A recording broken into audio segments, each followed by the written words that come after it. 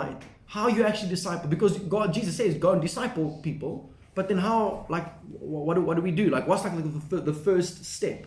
The first step, I believe, of that little process is, number one, is that you yourself need to walk it out.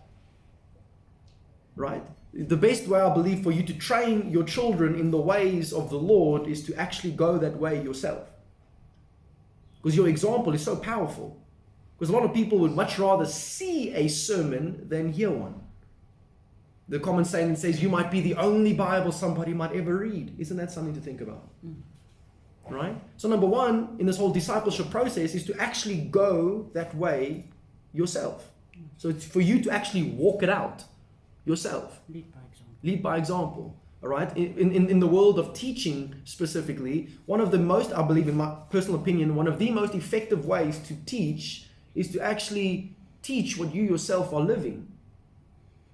Right? Because that you have a conviction about that. And that's exactly what Jesus did. When Jesus says, go the extra mile, he wasn't saying it and he himself wasn't doing it. Like, he was actually going the extra mile. Right? Let your yes be your yes and let your no be your no. Like, that's actually what he did.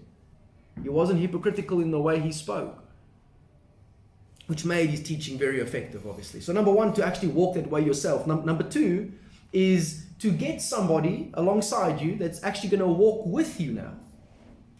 So what can happen? So that they can watch you walk. So you bring them alongside you so that they can see how you walk.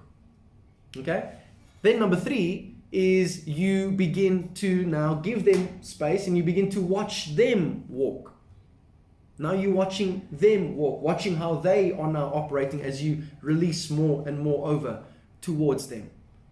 And then number four is where number four kind of stays consistent throughout this relationship that you have with that particular person that you are busy discipling. Number four is that you constantly inspire, motivate, and challenge them. To inspire, to motivate, and to challenge them in that journey. Sometimes we feel like it's easier for us just to walk by ourselves because you can go quicker that way. All right? Yes, you're able to go quicker that way, but your life's not going to be that meaningful.